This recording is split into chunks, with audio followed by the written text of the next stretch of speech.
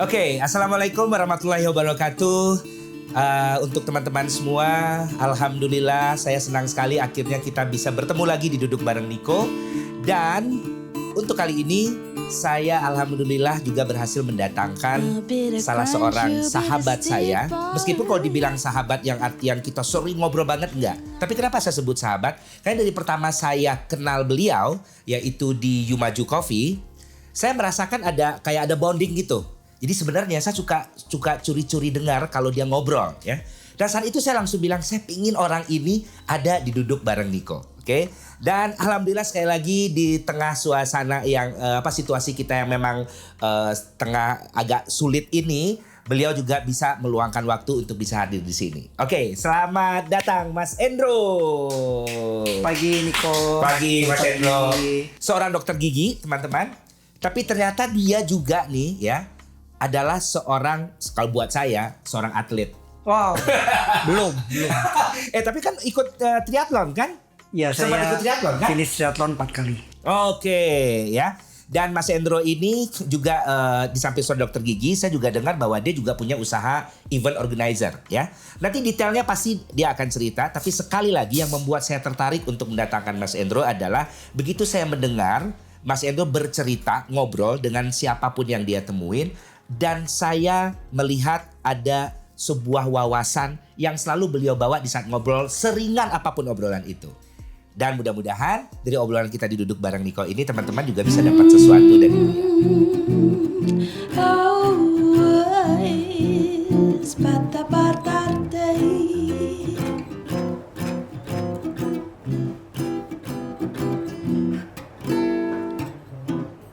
You're the lucky man, you know. Since you knocked at my door, you're the lucky man for sure.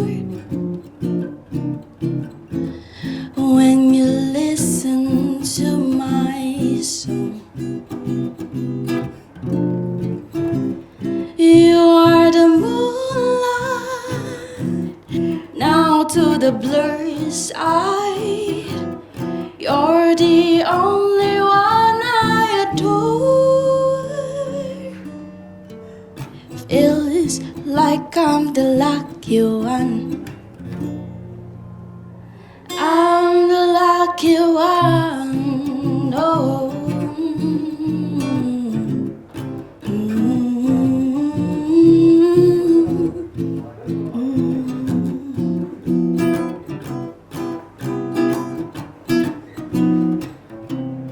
You're the lucky man, you know. Since you knocked at my door, you're the lucky man for sure.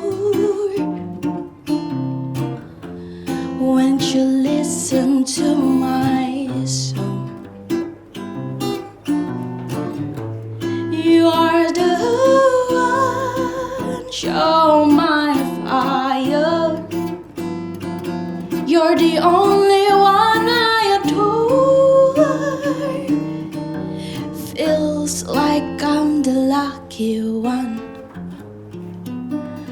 I'm the lucky one. Don't stop it up, baby.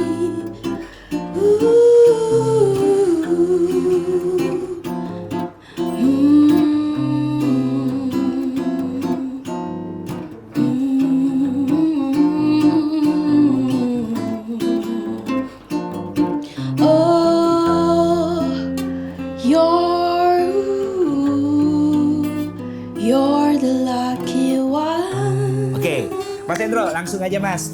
Oke. Aku pingin Mas Endro mungkin cerita dulu kali ya. Oke. Cerita perkenalkan dulu Mas Endro kepada teman-teman. Biar teman-teman yang baru kenal di Duduk Bareng Niko ini bisa tahu nih Mas Endro ngapain aja kegiatannya sekarang. Atau sedikit ya sejarah latar belakangnya lah. Monggo Mas. Oke, terima kasih Niko. Selamat pagi semuanya. Ya. Saya senang sekali bisa berbincang di dialog dengan duduk bareng Niko. Karena pada prinsipnya saya memang nggak tahu kenapa senang saja gitu berdialog, ngobrol, meskipun kadang saya akui kadang pembicaranya pun hanya chit-chat biasa yang ringan gitu. Tapi saya pertama merasa tersanjung juga. Niko memperhatikan materi yang suka saya obrolkan di sela-sela kita bertemu. Tapi pada prinsipnya saya menyukai berbicara dengan orang ketika saya pada satu titik menyadari bahwa ada semacam takdir bahwa saya harus jadi dokter gigi. Kenapa takdir? Karena sebenarnya sewaktu kuliah pun saya udah denial nih. I'm not a dentist. Jadi saya ada penolakan gitu. Lalu saya membuat perusahaan event organizer dengan teman-teman, dan sekiranya lebih 10 tahun saya berkecimpung di event organizer meskipun memang masih di bidang kedokteran gigi, tapi akhirnya takdir juga yang membuat saya akhirnya harus berpraktek, menyelesaikan wajib istilahnya dulu PTT, kerja tugas wajib sebagai dokter gigi 3 tahun di Jawa Timur. Lalu ya sekarang dan akhirnya mengambil spesialisasi, dan karena juga diberi kesempatan untuk mengajar, sekarang saya menjadi staf pengajar dosen di Fakultas Kedokteran Gigi Universitas Jenderal Ahmad Yani. Jadi kegiatan saya sekarang pagi mengajar, lalu siang jam 2, kalau dulu sebelum pandemik sampai jam 8, jam 9 malam, sekarang jam 6 sore saya memberikan praktek kedokteran gigi. Itu kegiatan saya di sela-sela hobi saya yang lain, karena saya memang senang berolahraga.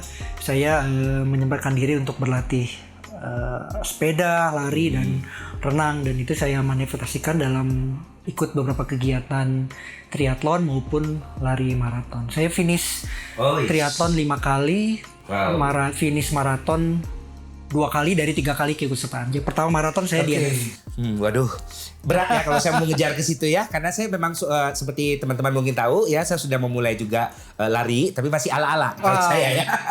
Masih jauh nih. Karena kalau Dr. Andrew yang saya lihat itu benar-benar sampai terakhir saya lihat kan nyewa pelatih khusus yang buat sprint teknik lari. Iya, namanya ABCD. ABC. Jadi saya berlatih lagi untuk running formnya. Gitu. Running formnya. Juga latihan renang juga. Jadi sebenarnya saya dokter gigi. Jadi memang dokter gigi dan dokter pada umumnya itu pasti di brainwash-nya tuh waktu kami kuliah dulu harus semuanya dimulai dari basic. Gak bisa langsung, lu ngasih praktek pelayanan. Misalnya kalau saya dokter gigi langsung nambal, harus tahu basicnya dulu. Kenapa gigi ini ditambal, bagaimana proses kerusakannya. Jadi ada basicnya, bahannya apa yang paling tepat. Jadi basicnya saya pelajari dulu. Nah, karena terbiasa seperti itu, jadi saya juga dalam melakukan hobi, saya pasti ingin tahu dapat basicnya dulu. Lari, running formnya harus saya perbaiki. Jadi baru saya bisa berlari dengan baik. Karena kalau tadi ya prinsip hidup dokter itu pasti semuanya kembali ke sains.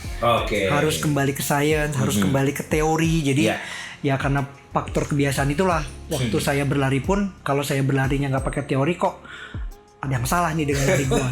Itu aja sih Niko. Iya. Itu aja. Saya jadi malu nih Dok kalau teori saya apa ya. Karena kalau teori saya masih dalam seputaran teori, yang penting outfitnya oke, ya.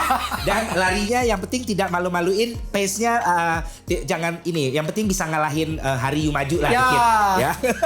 Karena dia yang selalu mengundang, di atasnya dikit deh gitu ya. Oke, Dok, kalau sekarang prakteknya di mana Dok kalau boleh saya tahu? Udah klinik sendiri nih ceritanya ya? Kayak saya mengarrange klinik dengan teman berdua. Sudah hampir tahun ke-15. Sebelumnya saya praktek di rumah sakit. Prakteknya di Bandung. Saya tidak boleh sebut nama dan lokasi karena itu etik. Tapi sudah hampir 15 tahun saya membangun tempat praktek saya. Saya berdua dengan teman, sharing dengan teman. Nice. Dok, saya pingin ngobrol dengan dokter memang untuk duduk bareng Niko edisi kali ini sehubungan dengan nanti itu ada teman-teman. Jadi kemarin itu saya sempat nulis ya, di hari Rabu di tanggal 7 itu saya menulis tentang konsep memaafkan. Oke. Ya, oke. Karena mungkin teman-teman juga bisa lihat bahwa salah satu hari yang dirayakan secara internasional itu di bulan Juli ini adalah hari tentang memaafkan, oke? Forgiveness Day, oke? Dan saya juga lumayan tersentuh nih Dok, begitu saya baca dan saya lihat, oh ini memang hari memaafkan ini, konsep memaafkan ini diangkat secara internasional. Oke. Dan itu membuat saya dan teman-teman tuh terinspirasi untuk kita coba ngobrolin ini deh dengan Mas Endro gitu. Nah, sekarang konsep memaafkan. Saya ingin tahu kalau dari Mas Endro sendiri, kalau kita berbicara tentang memaafkan, apa yang bisa Mas Endro sampaikan kepada kita semua? Waktu Niko menghubungi saya juga memang sudah sempat mengutarakan mengenai bukan topik ya sebenarnya, isi pembicaranya apa aja gitu ya. Maaf, jadi saya berpikir lagi memaafkan. Kebetulan konsep memaafkan saya sedikit berbeda dengan banyak orang. Karena saya selalu menganggap memaafkan itu hanya milik Allah Subhanahu wa taala. Jadi kalau orang itu ya basically ya harus sudah paham bahwa kalau ada seseorang atau orang lain menyakiti dirinya, terima saja sebagai sebuah proses. Jadi saya berkali-kali mencoba mendinai gitu. Saya pengen keluar dari patron memaafkan saya deh gitu ya. Bagi saya memaafkan itu kalau orang hanya cukup dengan saya tidak akan melakukannya lagi. Jadi saya sudah berulang kali termasuk dengan orang-orang terdekat gitu. Saya minta maaf, tapi dia melakukan lagi kesalahan yang mirip atau mungkin kesalahannya berbeda tapi ya tetap menyakiti hati saya gitu. Jadi bagi saya memaafkan kamu belum sampai level memaafkan deh. Bagi saya memaafkan tuh ya harus totally ya tidak lagi melakukan kesalahan yang sama, berubah sifatnya, berubah sikapnya. Jadi baru itu konsep memaafkan. Jadi kalau hanya spelling I'm sorry, just spelling bagi saya itu bukan memaafkan. Jadi maksud dokter nih misalkan gini, saya nih kita berteman. Begitu saya melakukan kesalahan, tapi ternyata saya melakukan kesalahan yang sama atau berulang atau bentuk kesalahan lain, konsepnya masih sama tapi bentuknya mungkin berbeda. Artinya menurut Mas Endro tidak akan pernah bisa memaafkan saya kalau kejadiannya masih berulang. Iya, dan bagi saya memaafkan tuh bukan dengan kalimat sorry ya gitu. Tapi dengan lah. Kebetulan juga saya jarang banget minta maaf ke orang. Tapi kalau saya berbuat salah dengan orang, saya langsung saya akan tidak melakukan lagi ke orang itu. Jadi saya benar-benar memperhatikan orang ini nggak suka saya beginikan, jadi saya akan merubah sikap saya. Bagi saya itu udah cukup bagi saya untuk menunjukkan pada dia sorry ya, yang kemarin gue salah. Nah sekarang kalau Mas Endro yang justru menjadi objek dari kesalahan orang itu. Kalau tadi kan masih konsepnya di saat kita menjadi pelaku kesalahan, kita mengakui dan kita meminta maaf.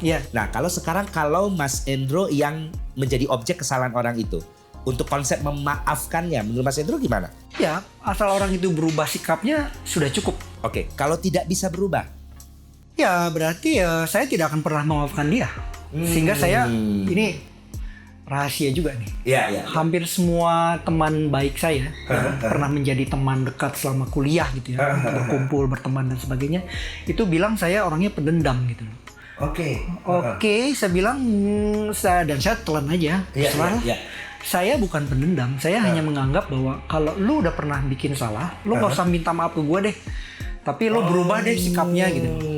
Kan gue udah komplain ke lu gitu. Jadi banyak teman yang sama dengan saya, misalnya saya beberapa teman yang seperti yang saya lakukan. Jadi kalau dia salah dengan saya, tidak perlu secara eksplisit bilang sorry ya kemarin gue begini-begini, tapi dia berubah sikapnya. Itu bagi saya permintaan maaf dia yang sebenarnya gitu. Dan itu juga yang membuat Mas Endro bisa memaafkan secara hakiki, bisa dibilang gitu lah ya. Nah, saya tertarik tadi di awal Mas Endro sempat ngomong bahwa konsep yang Mas Endro pegang, secara basicnya, karena seorang dokter kan selalu formnya dicari form basicnya apa dulu nih, form basicnya apa dulu. Tadi Mas Endro bilang bahwa sebenarnya yang bisa memaafkan itu hanyalah Allah Subhanahu Wa Taala.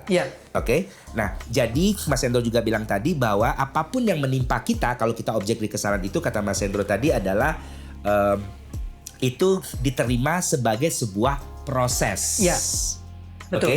Nah, jadi bisa Mas Hendro cerita lebih dalam lagi nggak hubungan antara konsep basic itu dengan yang Mas Hendro lakukan, yaitu bahwa gue nggak perlu permintaan maaf lo, even gue mungkin nggak perlu secara ini juga, gue memaafkan, saya memaafkan, tapi justru dari sikap atau perubahan yang dilakukan. Ya. Nah, ini connect-nya kenapa ini sampai ke formnya Allah memaafkan itu, sementara kita disuruh ayo saling memaafkan. Ya. Nah, itu gimana Mas Hendro?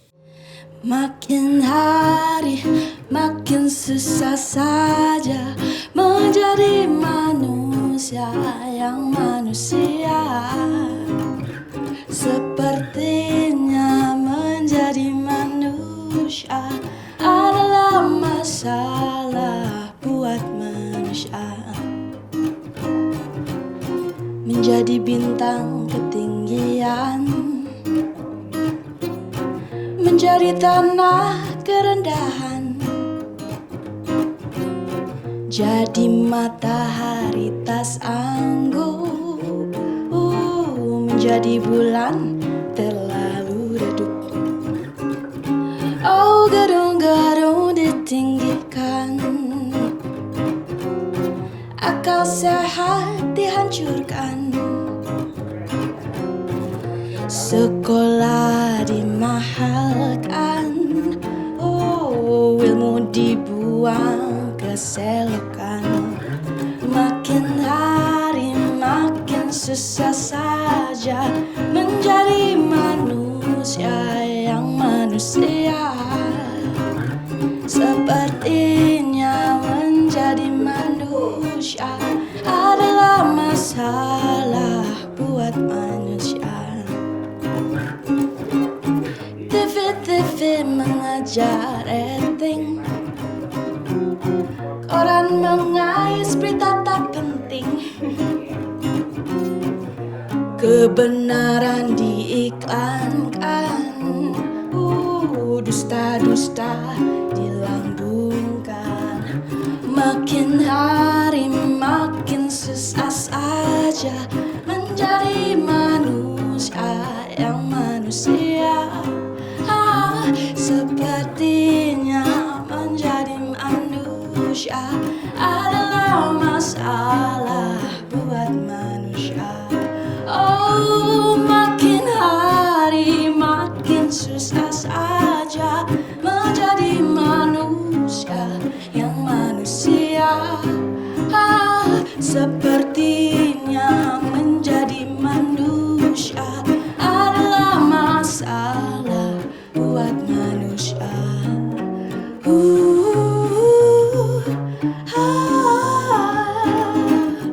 Itu saya lagi lari di Kota Baru nih, kok telepon saya.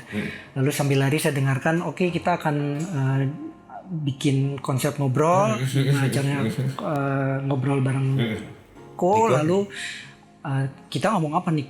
Kita tentang forgiveness deh, karena kebetulan ada forgiveness day. Oke, saya mikir, saya jadi ingat cerita kalau waktu kecil dan sering saya dengar di berbagai macam ceramah agama, cerita tentang seorang pelacur yang dimaafkan oleh Allah karena dia berniat untuk tobat, dan pada saat dia niat tobat itu lalu dia meninggal, dan beberapa saat sebelum dia meninggal dia memberikan minum seekor anjing. Wow.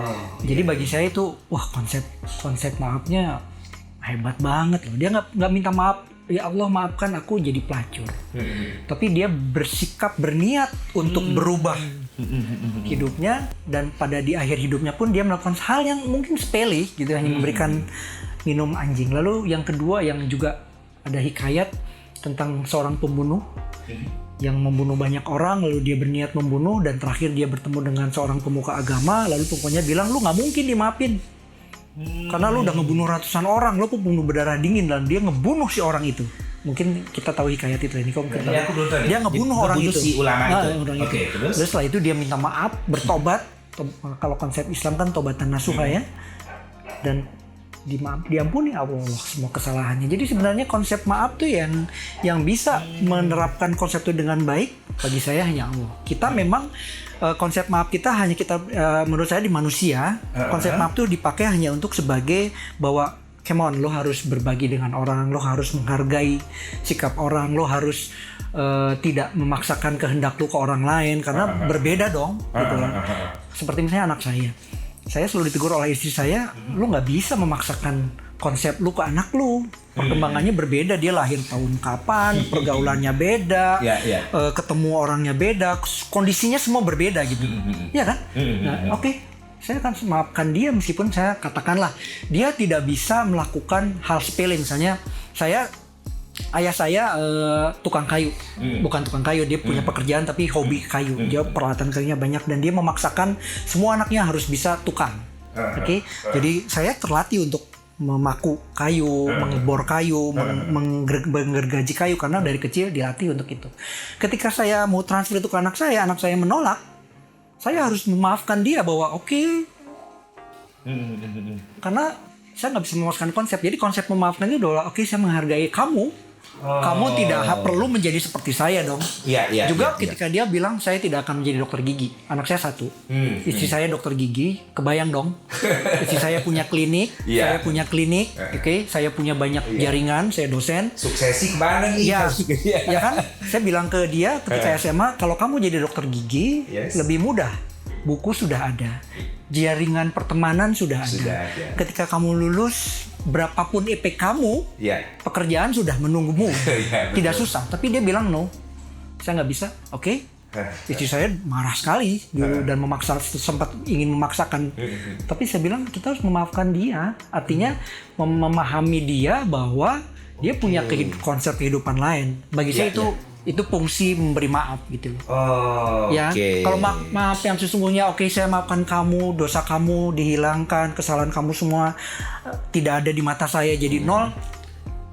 Allah Subhanahu Wa Taala menurut saya dari cerita yang dua tadi gitu. Jadi kalau kita oke, gue maafin lo ya udah, tapi please deh jangan hanya I'm sorry ya.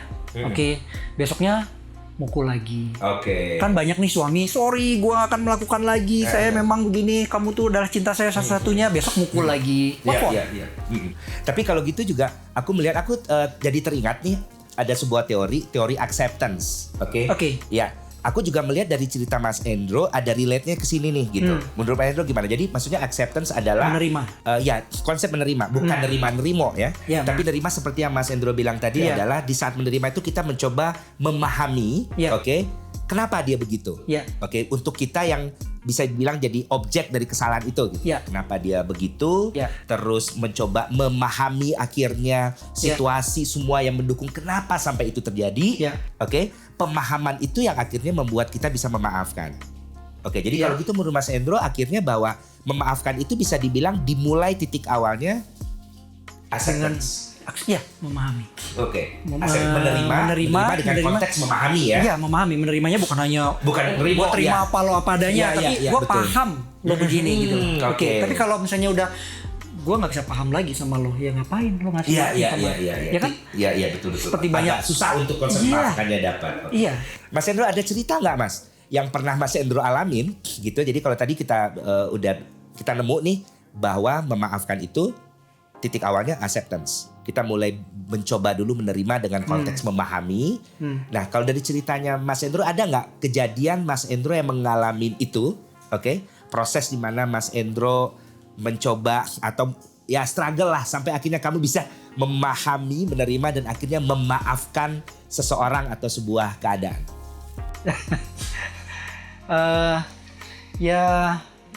Kalau saya mau cerita pasti sangat pribadi ya, karena pasti berhubungan dengan orang-orang yang dekat dengan saya.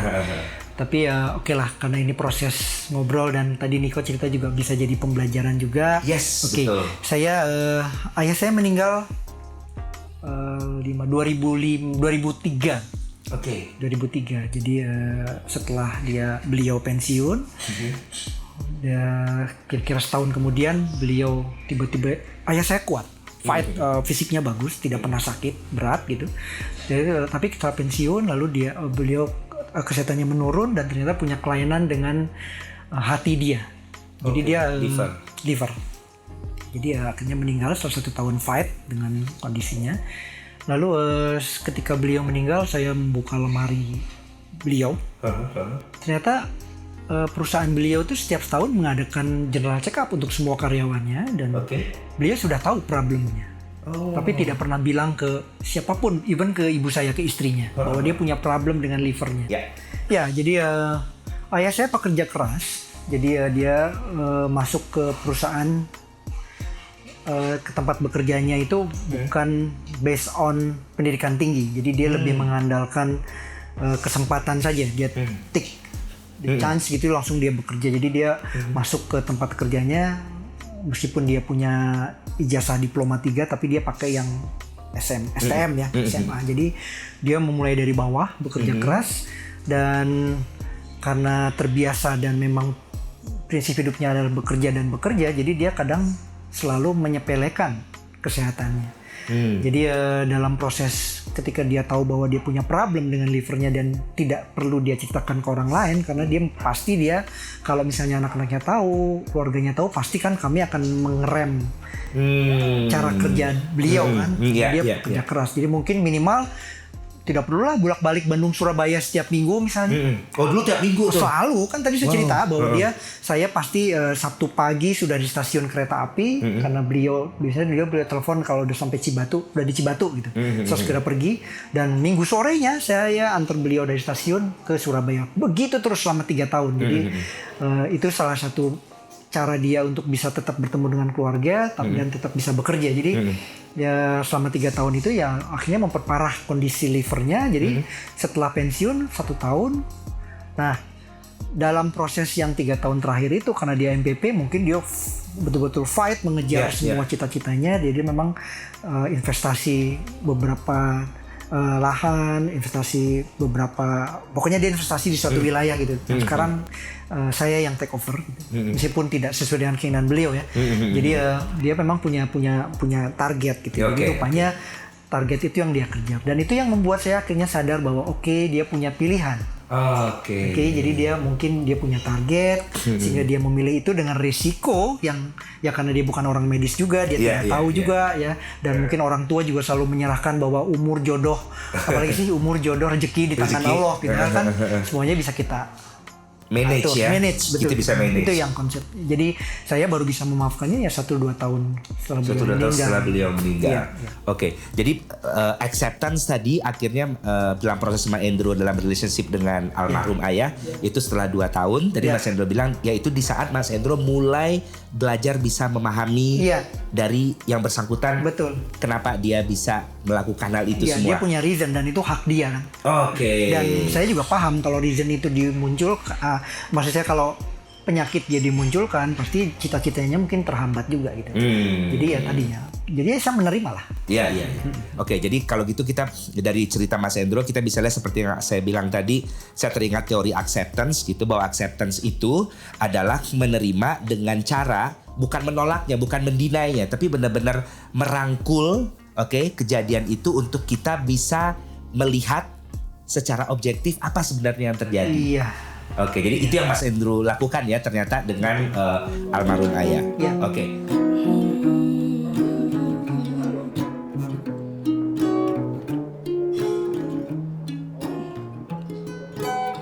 You better know, but now she said I made no effort to defend myself against her claim. There wasn't anything to it, and so I blurted it out. I guess it's gonna rain today. What a silly things to put you through. I know better. Lose for word because I'm losing you. Did I promise you I knew better? Hurry home before the skies breaks out. Nothing predict things that happen all the time.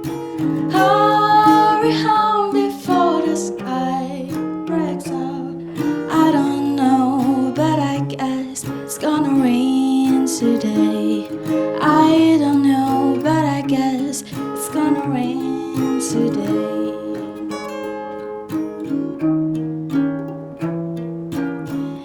She said to get the hell away and left me standing in door like a tired cliche. I thought I had a ball pin down, also I gotta go. I guess it's gonna rain today. Oh, the fine line between street smartness and the smart eyes. Oh, the skipping bit of confidence and a drum roll. You thought you could play. Hurry home before the skies breaks out. Nothing pretty, things that happen all the time. Hurry home, this old lullaby. I don't know, but I guess it's gonna rain today. I don't know, but I guess it's gonna rain today. But I'm sure that you know that. Hold on. Oh, but I'm sure that you know that. Hold on.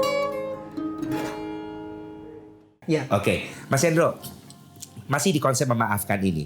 Kalau Mas Hendro lihat nih sekarang, ya kan, kondisi sekarang deh, ya, begitu sensitivitas masyarakat itu kan semakin tinggi nih, Iya. oke, dengan semua kejadian yang kita hadapi bersama, Iya. ya.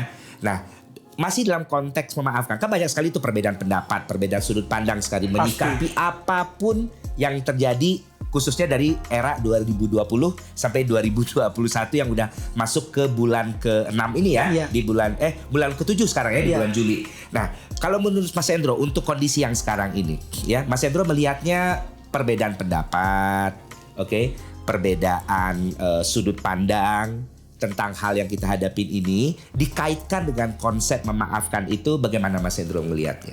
nah dulu saya punya pasien setiap datang. Karena sekarang saya praktek betul-betul konsep cara pola prakteknya berbeda. Semua harus ditanyain dulu apa alasannya ke klinik saya. Lalu ketika datang pun dicek suhu, udah pasti ya. Pasti. Lalu pakai pakai gaun. Jadi cap ya, kepalanya pakai surgical cap gitu ya. Lalu dia harus masuk ruangan, saya sudah pakai APD dan sebagainya. Ribet lah sekarang. Dan dia marah dengan kondisi. Jadi tapi dia memang kondisinya harus ketemu saya karena mengganggu proses istilahnya stomatogenati, artinya dia pengunyahan dan sistem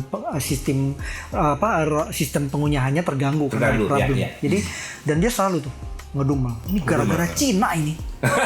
Kalau Cina nggak begini, kita nggak begini dok gitu loh. Oke. Saya senyum aja. Berarti dia tidak memaafkan.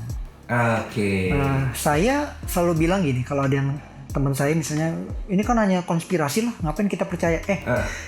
Terlepas ini konspirasi atau tidak konspirasi, virusnya ada. Virusnya ada, betul. Gitu. Jadi kalau lo misalnya nganggap ini konspirasi, terus lo mau ngapain? Kemampuan lo apa untuk merubah sehingga konspirasi ini bisa, oke, gue jadi solver, gitu kan? Enggak. Solver lo adalah, oke, kita hadapi ini sebagai sebuah keadaan di mana ya kita harus berubah sikap gitu loh. Gitu aja kan. Saya bilang ke mahasiswa saya, ya kita sekarang Zoom lagi ya gitu. Tapi mungkin nanti kuliah pertemuan tatap muka kita hanya sedikit deh. Semuanya akan pakai Zoom kok ke depan.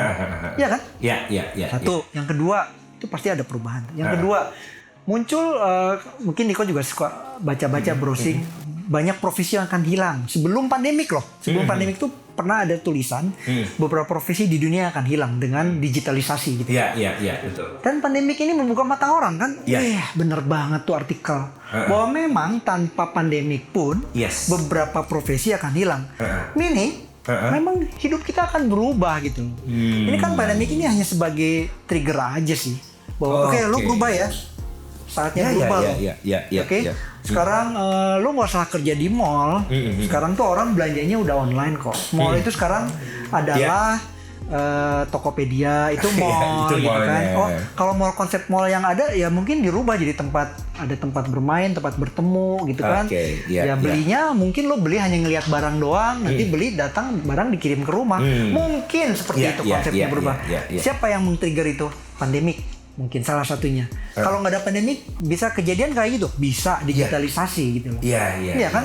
Orang bilang, oh ada kaitan. Kenapa sih bahwa ini ada pandemik? Salah satunya mungkin Bill Gates Microsoft, karena Bill Gates pernah cerita 2 tahun sebelumnya mengenai dia mau bikin microchip yang ada vaksinnya, karena akan ada sebuah kejadian luar biasa di mana ada penyakit yang sulit dihubungkan, lalu dihubung-hubungkan dengan Bill Gates ini dibikinan dari Microsoft nih vaksinnya. So what? Kalau misalnya ini mau bikin Microsoft dengan Cina, ya hadapin aja. Ya kan? Jadi kalau lu tadi saya bilang memaafkan ini sebenarnya hanya sebuah cara aja, agar kita selalu memahami orang lain, ya kan? Sama dengan konsep misalnya tidak hanya memaafkan,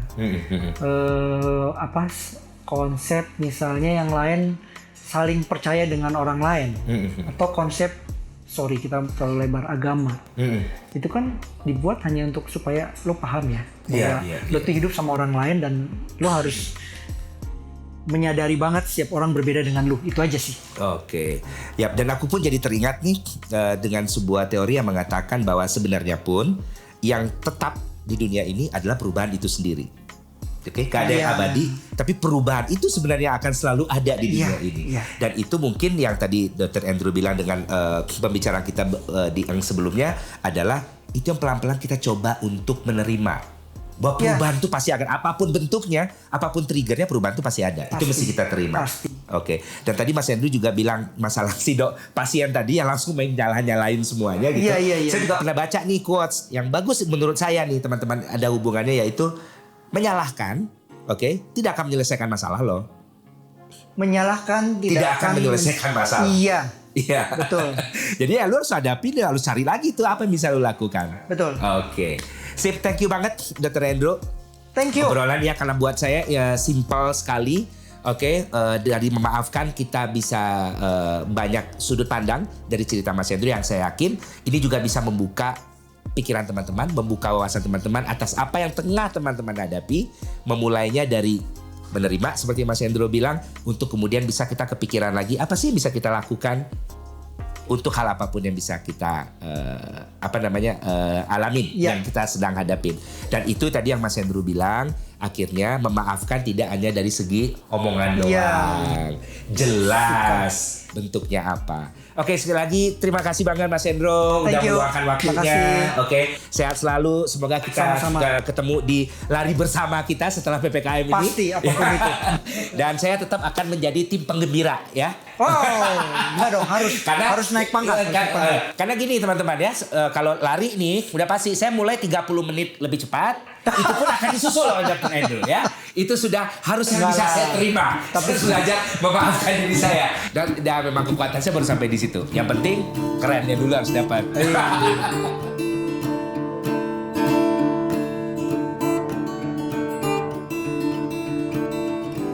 I'll be the crunch, you be the steeple. You be the king, I'll be the people. Was feeling such a mess, I thought you'd leave me behind. Well, I was being such a wrath, I thought you'd treat me unkind. But how you changing my mind? I'll be the sun, you be the shining. You be the clock, I be the timer. Well, I was feeling such a mess, I thought you'd leave me behind. Well, I was feeling so upset, I thought it shall never shine. That I found forever.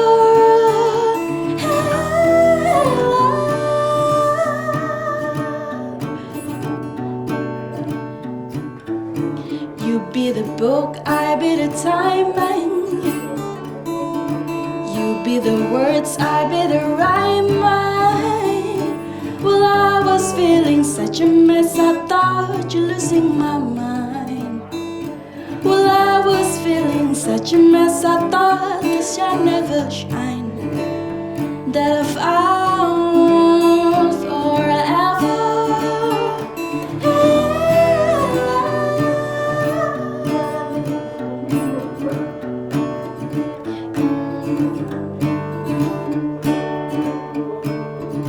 You be the bird, I be the feather. We'll be the best and friend forever. Well, I was feeling such a mess, I thought you left me behind. Well, I was being such a wrath, I thought you treat me unkind. But I found forever. And always, you've got to let know, darling, that's what's up.